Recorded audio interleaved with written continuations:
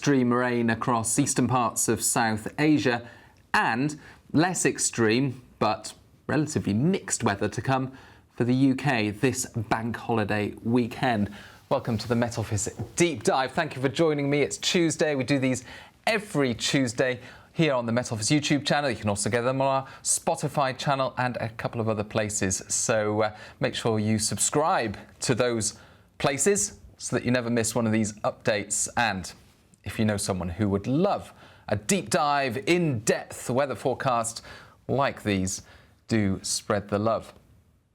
This week I'm going to be mostly focusing on global weather, specifically eastern parts of South Asia. Now I know that when we focus on global weather rather than the UK, it can divide opinion. Some people love it, some people hate it, but hopefully this will be interesting, not just because it's going to be so severe and potentially impactful, but because of the dynamics involved. I'm going to be looking at how the atmosphere is structured, both spatially and from the bottom to the top, to enable such extreme rainfall across eastern parts of South Asia. Before I get into that, where is the hottest place in the world right now? I'll tell you where. India and Pakistan. These are the top 15 hottest locations from official weather stations during the last 24 hours, and typically temperatures in the mid or even high 40s. Now, I'm not suggesting that this is particularly extreme for these areas and at this time of year, but it does help to set the scene for what I'm going to go into in terms of the setup and the weather we're expecting this week across eastern parts of South Asia. Now, this is the current setup across India, Pakistan as well. I'm going to put the temperature on. You can see that heat. This is the 5,000 foot temperature, but it helps to indicate where the hot air is prevalent across India and Pakistan. Again, nothing particularly unusual about this at this time of year. It is the hottest time of year for the Indian subcontinent. It is, of course, coming to the end of the dry season and eventually going into the monsoon or the rainy season. But that heat at the moment is causing what we call a heat low, the hot air at the surface rising, and we get this low pressure forming through Pakistan and India. Now that allows winds to circulate around it, and for the Bay of Bengal and into Bangladesh and northeastern parts of India, Myanmar, that very warm and very moist air is being drawn north at the moment. And you can see those wind arrows drawing this tropical moisture north across this area. Not only do we have tropical moisture being drawn north because of the heat low across India and Pakistan, but we've also got a subtropical jet stream. Now this graphic here shows the temperature at 300 hectopascals in the atmosphere, so way up high in the atmosphere, 40,000 feet or so. And it also shows, so these are the warmer areas and these are the colder areas at that height, but also shows the winds at that height. So it's indicating where the jet streams and the subtropical jet stream specifically is at the moment. Now this is Tuesday afternoon, and what you can see is the wind arrows are closer together and stronger through central India, through the Bay of Bengal there, with lighter winds further north. So we've got this peak in the jet streams, this very fast-flowing stream just to the south of this region, and that causes a vacuum effect in the upper atmosphere around Bangladesh, northeast India, parts of Nepal, Myanmar. So in this region, not only have we got at the surface this very warm, very moist southerly wind pushing northwards, we've also got a vacuum high up in the atmosphere where the jet stream is. And that causes the air to be sucked up from the ground, and that low-level moisture then is forced to rise. So those are the key ingredients involved. There's another thing that I'm going to talk about in a moment called wind shear, but these are the key ingredients involved for causing heavy prolonged thundery rain, some intense storms over the next few days. We're talking about frequent lightning, we're talking about 25mm sized hail or more, and we're talking about really quite devastating amounts of rainfall. How much rain are we talking about for that region? Well, let's take a look at this graphic which shows rain totals. I move from the UK to the other side of the world. And this is the rolling rain total from Tuesday. Press play, and this is the region we're looking at. So we're talking about Bangladesh, particularly towards the east of Bangladesh, northeast of Bangladesh, into the eastern Himalaya foothills, as well as for parts of western and northwestern Myanmar, northeastern India, and parts of the far east of Nepal. So this area, you can see, these are the rolling rain totals. So the rain adding up through the next few days. By now we're on to Thursday, and you can see the bright colours here indicating in excess of 75mm, where we've got the yellows, and I'll zoom in a touch. Got a few place names coming on there. And we've got the oranges and reds, 150, 300mm. So this area here, 300mm of rain by Friday. To put this into context, fairly widely in this region, 300mm is the average for the month. And in some places you'd expect, say for eastern parts of Nepal, into some of the more hilly areas towards the north of this area, you'd expect 800 to 1000mm in the month. But what this graphic suggests is that we're going to get similar or close to those values in the next 5 days. So we're still seeing the rain increase as we go into the weekend, and these darker reds are coming through, so that indicates more than 600mm through the next 5 days in this fairly large region. And two place names here indicated. Sylhet is in Bangladesh, Shillong is in northeast India. So this is the area that is at highest risk. It's where the terrain starts to become more hilly as you go further north from this very flat area across parts of Bangladesh. You go further north and you get this rise in elevation. So that's helping to enhance the rain, as well as all the other atmospheric dynamics that are going on. So this amount of rain, not far off a month's worth of rain in the next few days, coming in a couple of bouts of particularly intense episodes. Now, we've already seen that happen in the last 24, 36 hours, and we're going to see another peak in the rainfall later Thursday through Friday and into the start of the weekend. So several episodes of very intense rainfall, huge thunderstorms, and that is likely to lead to some really significant impacts for this part of the world. What are we talking about? We're talking about river flooding, yes. Now, one saving grace is that this is right at the start of the monsoon rain period for this region. So it's at this time of year, late April, going into May, that we start to see the rains increase. They've had a long period of drier weather, so that's one saving grace. It's not at the end of the monsoon rain season, it's right at the start. But river flooding still potentially an issue, more likely to cause widespread impacts and really significant impacts. Flash flooding of main urban areas. A lot of people live in this region, and so thousands, if not millions of people could be affected by this really severe weather over the next few days. Now, why is it so extreme? How extreme is it, first of all? Let's take a look at this graphic, which shows us how extreme it is.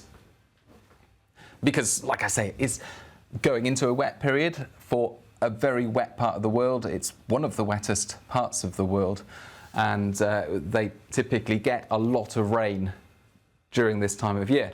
But this graphic shows that the amount of rain expected over the next 5 days, and this graphic sums up the total rainfall between day 1 and day 5. So from, what day are we on? Tuesday, Wednesday, Thursday, Friday, Saturday.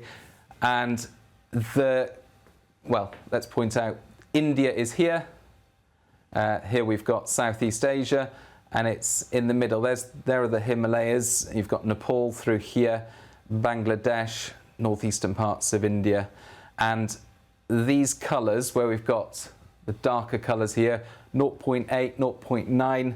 That's where, according to the European model, ECMWF, extreme amounts of rain are expected. So this compares the amount of rain over the next 5 days with the climate, a 50-year period in which it's using as a baseline, and it's coming up with an assessment of how unusual. Anything coloured in is unusual, anything coloured in with these darker colours, fairly extreme. And so it's showing extreme amounts of rainfall for already a very wet part of the world in a wet period of year.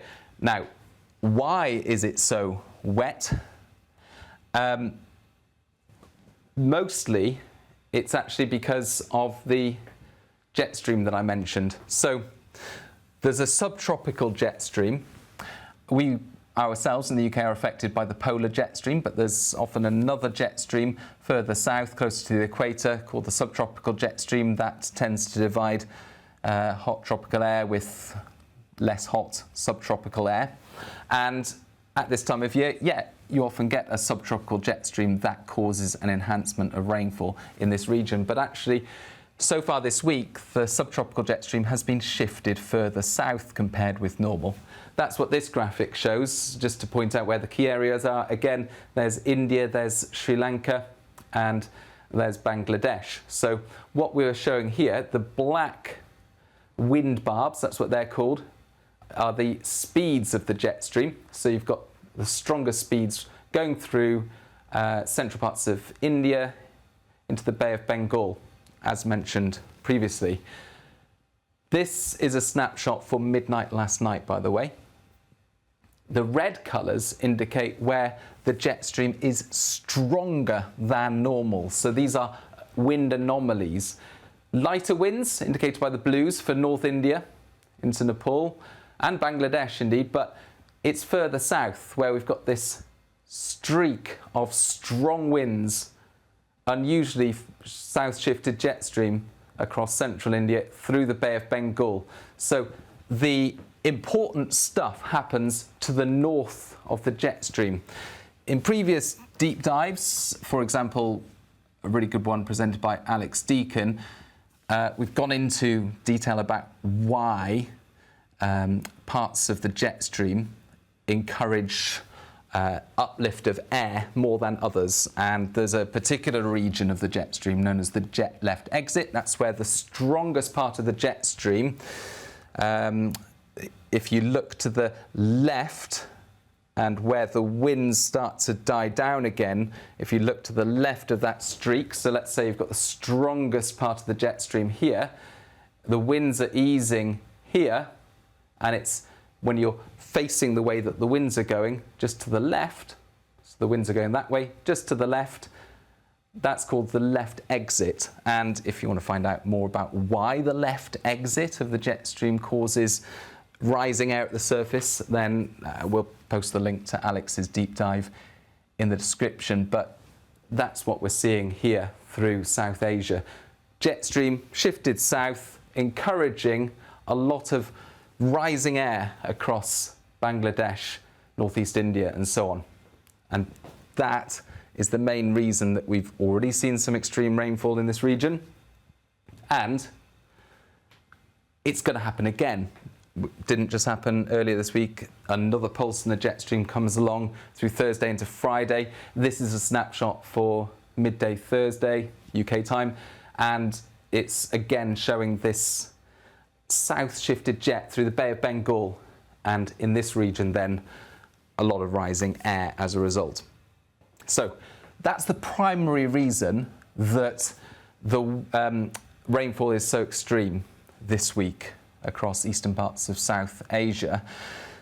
And the worrying thing is that, these events have happened in the past, but they've happened with a greater number of drier days in between. But what we're seeing this week is 2 or 3 pulses of the jet stream coming along on this south-shifted track right next to each other. So a whole week of intense rain with very little interruption. And just to demonstrate that, here we've got the rain that happened in Bangladesh in May 2022.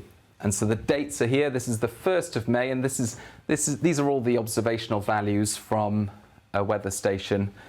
So we've got temperature, we've got humidity, and so on. And then we've got the rain total. So 1st of May, 0.1 millimetres, no concerns there. But if you look further down, we've got 46 millimetres on the 10th of May, 163 millimetres on the 14th of May, 104 again on the 19th of May, but there's a 5-day period in between with not much rain. So we've got an incident there where in May 2022 we did have a lot of rain, 163 on one day, for example, followed by a few days later another bout of very intense rain, and millions of people were affected by river flooding, flash flooding, and so on. So we know that this amount of rainfall caused serious impacts back in May 2022. The concern this week is that we're going to see spells of very intense rainfall like this, but with fewer days in between, or no days in between rather,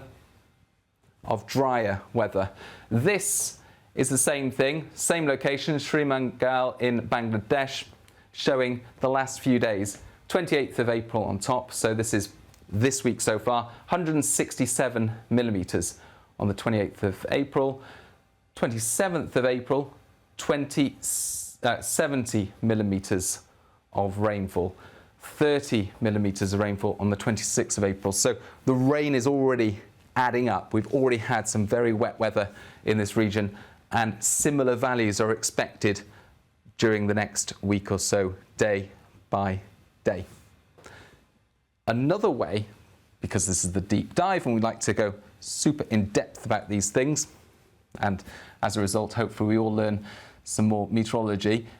Another way of looking at this is through a tephigram, through a profile of the atmosphere from the ground up to the top of the atmosphere, top of the troposphere, known as the tropopause. And I've got one of those profiles here. And just to set the scene, here's a map, zoomed in, Bangladesh here.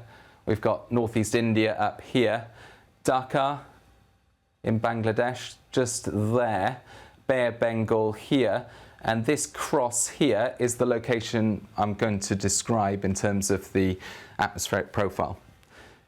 Just before I move on to that, the colours indicate what is known as CAPE, or convectively available potential energy. So that's an indication of how much energy there is in the atmosphere for updrafts, for air to rise and release moisture and lightning and hail and downdrafts and strong winds and all of that sort of thing. So this is an indication of how much energy there is in the atmosphere. And we're looking at values of 4,000 joules per kilogram on a widespread scale in this region, which is considered pretty extreme. So I've got a model atmospheric profile from the surface up to the tropopause for this area. And it's just an interesting way of demonstrating all those different aspects of the atmospheric dynamics that I mentioned at the start there. What does this show? Well, imagine you sent up a weather balloon and it recorded air temperature, and it recorded dew point, and it recorded wind speed. We often get readings like this that we put into graphs like this from weather balloons, actual readings. This isn't an actual reading, this is a computer model projection. So this is what the computer model reckons it would look like if a weather balloon was sent up from that part of Bangladesh into the atmosphere. And the key things to understand about this chart are that, first of all, it's all slightly tilted. So the blue dashed line here is where you've got 0 degrees Celsius. And then the black line here is the air temperature. So as that imaginary weather balloon rises through the sky, it cools, as you typically expect when you go higher up in the atmosphere. But it goes, rather than a very, very tilted line like that, the whole graph has been transformed so it's more upright, because that's easier to interpret. So here's the air temperature. It's this solid black line going up here that a imaginary weather balloon would record through the atmosphere. This is what the model reckons it would look like. That's the air temperature, and it goes through, it starts at 32 degrees Celsius at the surface, cools down to 0 degrees Celsius up here at about 15,000 feet in the atmosphere. The height is measured in hectopascals because pressure consistently goes down as you go higher up in the atmosphere. So it's a good way of representing height. So goes through 0 degrees Celsius there, keeps cooling down. There's minus 20 degrees, cools all the way down to about minus 60, way up at the top. So it starts at plus 32, cools all the way down to minus 60. That is a rapid rate of cooling, by the way, and that's significant when we're talking about these kinds of diagrams. Another thing to point out here is that this is the dew point. So the dotted line here is the dew point as you go higher up in the atmosphere. Starts off really quite high. So it's 32 degrees Celsius air temperature at the surface, 25 degrees dew points. That indicates that we've got hot and very humid tropical air right at the surface. So those southerly winds coming from the Bay of Bengal. That's what we're starting off with. Now, the fact that the actual air temperature cools so quickly as you go further up, that's a key aspect of the forecast because that indicates that the air is really unstable. Imagine a hot air balloon. You heat up the hot air balloon and it rises through the atmosphere. The more heat you put into the hot air balloon, the quicker it rises. But what if you were to do it the other way around? Rather than adding more heat to the hot air balloon, you cool the surrounding atmosphere more, if you could. So the hot air balloon remains warm, but the air around it gets colder. Again, the hot air balloon would rise more quickly. So that's the key thing here, is that when the actual air temperature of the surrounding air cools really quickly as you go higher up, then any air at the surface that's, say, 32 Celsius and full of moisture, any of that air that starts to rise will keep rising because it's always going to be warmer than the surrounding air. And the limit on that rising air, in terms of its cooling, well, that's determined by physics, because if you take a parcel of air and it starts to rise through the atmosphere, it cools at a rate known as the dry adiabatic lapse rate, and that's typically about 10 degrees per kilometre. And what happens then is that as it rises, it cools and it condenses.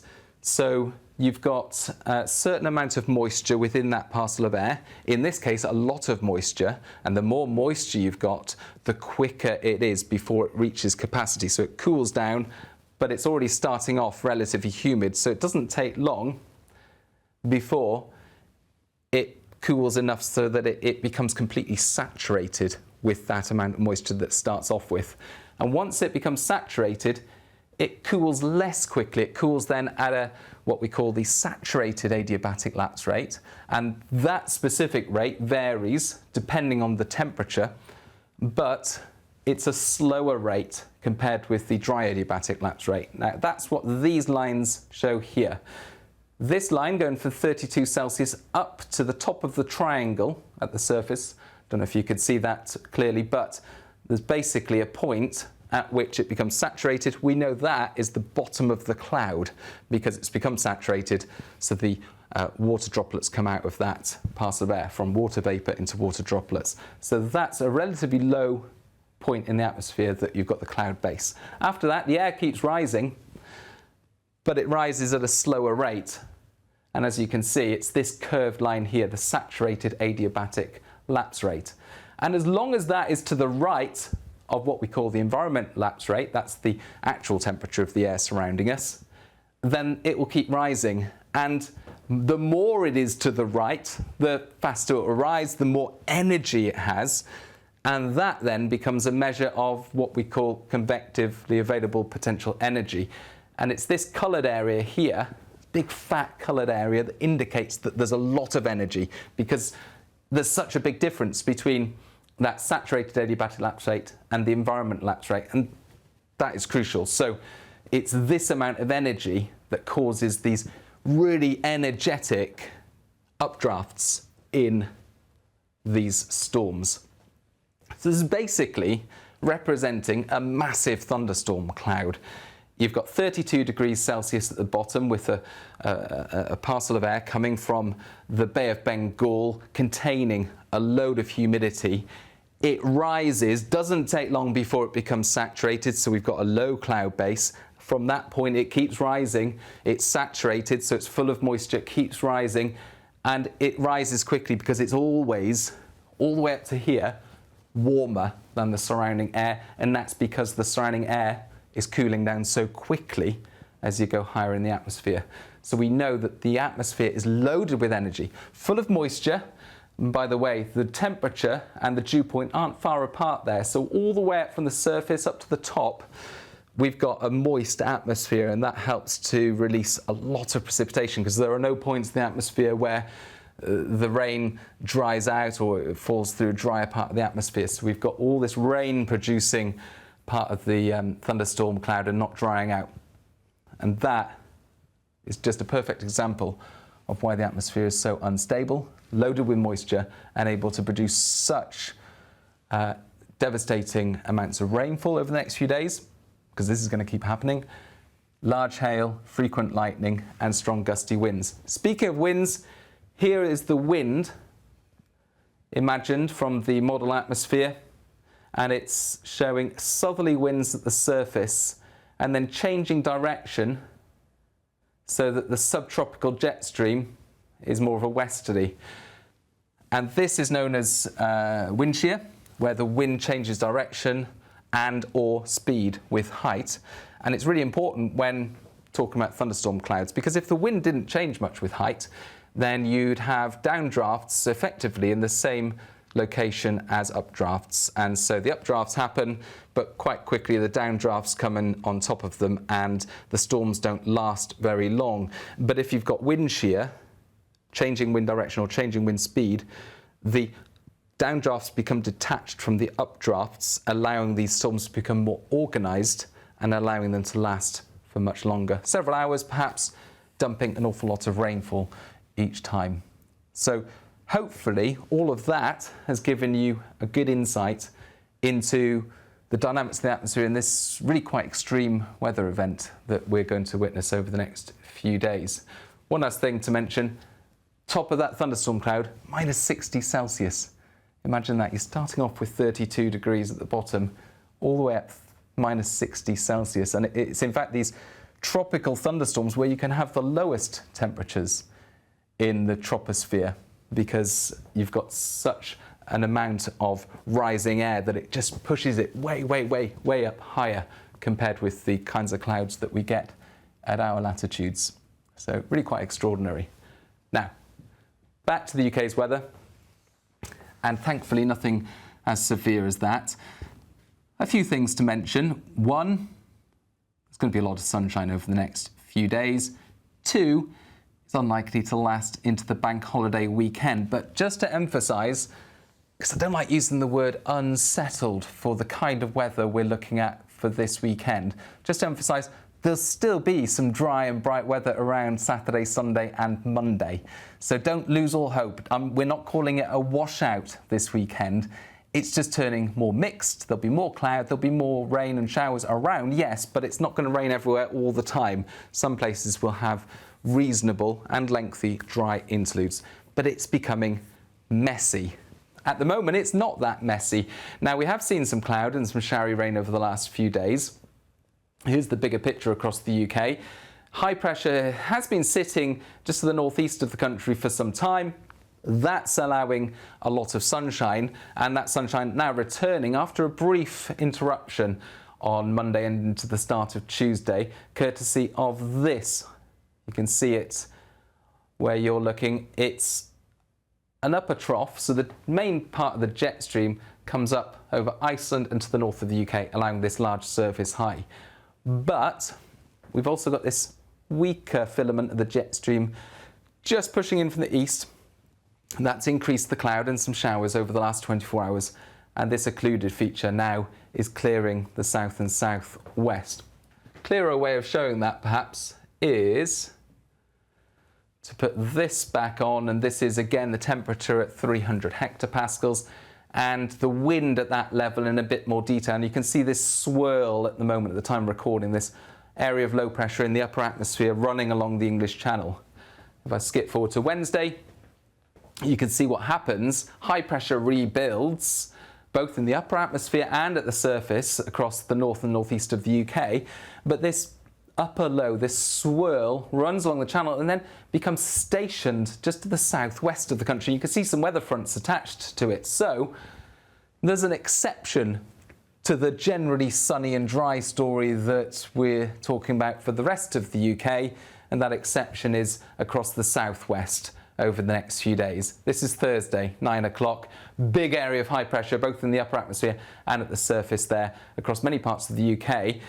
With that high moving a little bit further east, we're going to draw up warmer air from the south. So that's one of the things that we'll all notice. It will become warmer through Thursday and into Friday.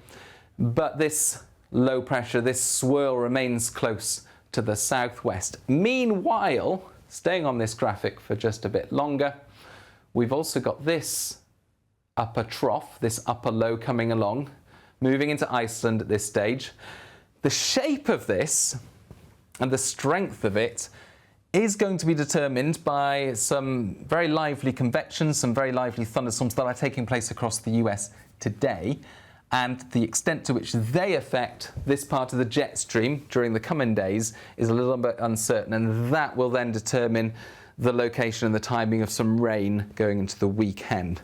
But effectively, what we've got over the next couple of days, this upper trough coming along, this upper low here, and then they kind of join forces. As you can see, Friday, that extends south, kind of meets up with this low, which isn't moving very far. We've still got weather fronts affecting the southwest of England.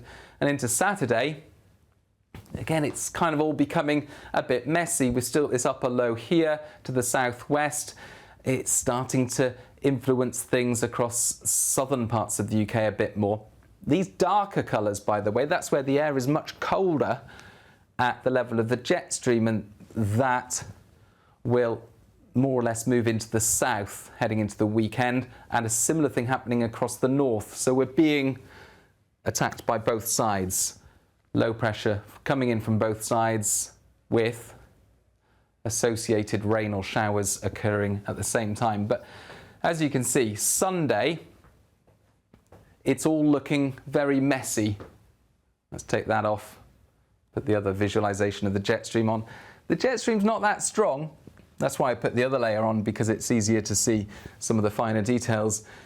It's so weak, which is typical at this time of year, but it's enough to introduce some instability into the atmosphere, similar to South Asia, creates that vacuum effect right at the top of the troposphere and causes air to rise. So we're going from a situation where we've got high pressure, descending air, into the weekend, more likely rising air across parts of the UK, not everywhere at the same time.